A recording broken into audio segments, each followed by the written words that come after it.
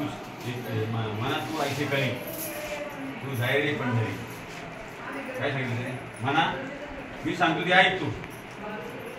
पण तिथं त्यांनी मनापेक्षा मी वेगळा आहे हे पहिलं ओळखलं आणि मग मनाला आज्ञा दिली. बरोबर नाही. आपण काय करतो आपलं पहिली तक्रार मन स्थिर राहत नाही मन नाही काय. तू पहिला स्थिर हो ना. तू स्थिर हो.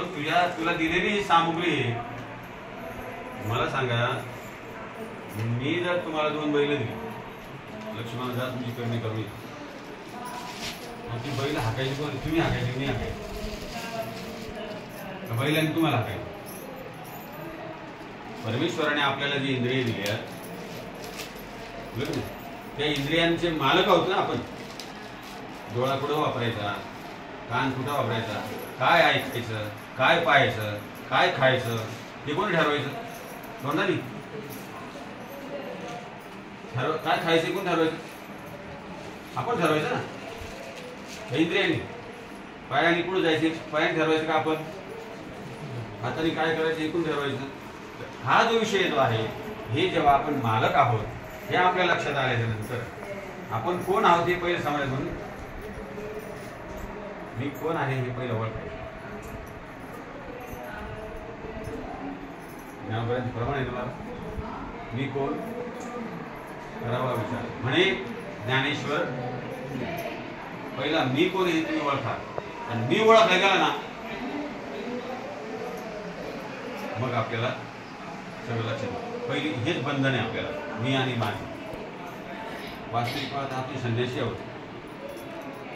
कोण आपण संन्यासी आहोत नाही.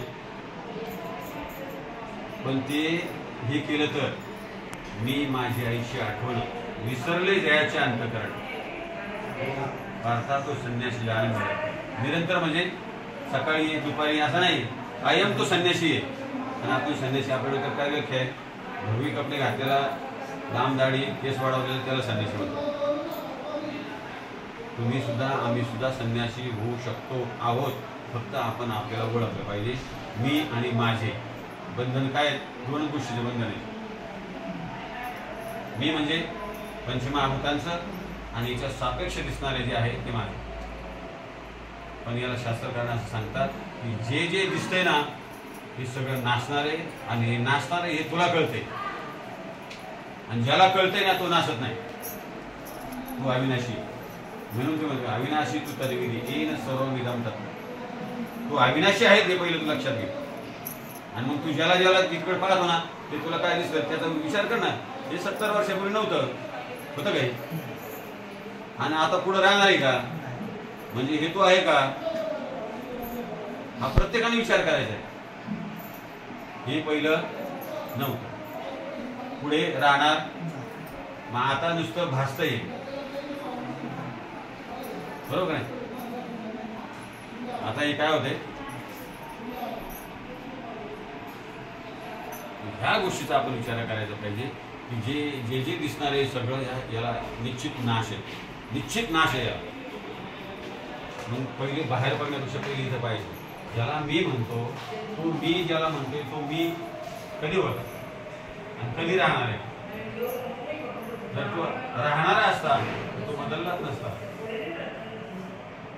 केस काळ्याची पांढरी झालीच नसते. जे याचा अर्थ बदलते येते ना ते तू नाही असं आपल्याला ज्ञानोबराय सांगतात. म्हणून भगवान म्हणतात की बाबा रे तुम्ही जेव्हा असं ओळखाल स्वतःला आणि हे ओळखण्यासाठी तुम्ही काय करा जी चंचलपणा तुझा आहे तो सोडून दे.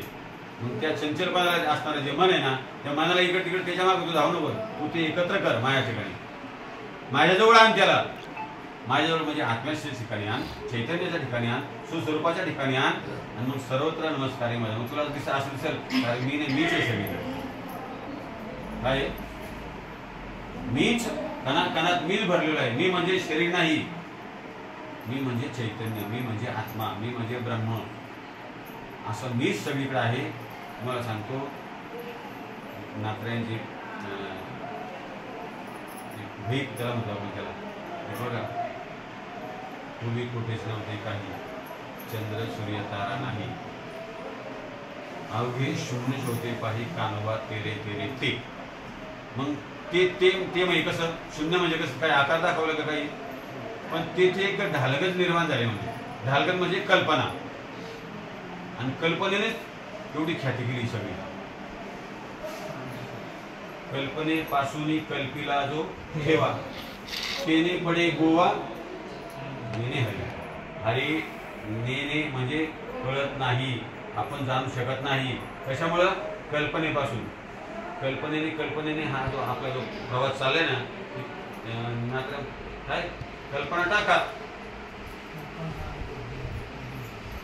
ते नाही झाला.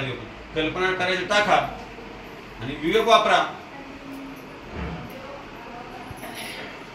तुम्ही विचार करा, या देहाच्या ठिकाणी ज्ञान आहे का? म्हणजे देहाच्या ठिकाणी जर ज्ञान असतं तर मूर्तीला ज्ञान व्हावं का नाही? देहाला ज्ञान नाही. बरं, देहाच्या ठिकाणी मी मनुष्य आहे, ही कल्पना आहे का? ही कल्पना कोणी केली? चैतन्यानेच केली ना कल्पना. बरं, याची माती होणार आहे, हा विवेक आहे का हिच्याकडं? हिच्याकडं हा विवेक कोणाकडे? चैतन्याकडेच आहे. तुम्ही ठरवू शकता. आपण बोलतो ना सहज बोलता बोलता, बघा, फक्त त्याचा आदर करत नाही आपण. अहो काय नाही, सगळ्याची माती होणार म्हणतो का नाही आपण? असं हे सत्य आहे, व त्याची स्वीकृती आपण स्वतः केली पाहिजे.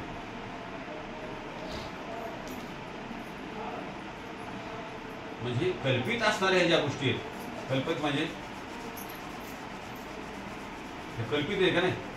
कल्पनेपासून कल्पित ठेवा, हे सगळं कल्पित आहे. तुमच्या कल्पनेत आहे हे सगळं. कल्पना टाकली म्हणून तुम्ही आता प्रमाण दिलं ते कल्पना अविद्या तेने झाला जीव. हा, मग ती कल्पना अविद्या, अज्ञान आणि कल्पना ह्या दोन गोष्टी जर वजा केल्या तर खाली फक्त चैतन्य शिल्लक राहतं, फक्त ब्रह्म शिल्लक राहतं. आणि मग कोण कोणाला बांधणार, कोण कोणाचा दुश्मन? म्हणून तुकोबारायांनी प्रमाण हे सगळा अनुभव घेतला त्यांनी, आणि मग त्यांनी सांगितलं का विठ्ठल जळी स्थळी भरला आणि त्या ठाव नाही बोलला, आज या दृष्टीने काय अवघा विठ्ठलाची विठ्ठलाची. तेव्हा जमू शकतं ज्या दिवशी आपण स्वतः हा असा विवेक वापरू, आपल्या बुद्धीने याचा विचार करू, आणि काय सत्य काय असत्य हा जो निवाडा करू, सारा सार विचार करा. उठाउठी विचार केला तर ह्या गोष्टी होऊ शकतात. विचारून अहंकार सांगितले. अहंकार म्हणजे विधी आई धारणा परिपक्व झाली ना, तर विचार केला तर तुला कळेल तू कोण आहेस ते.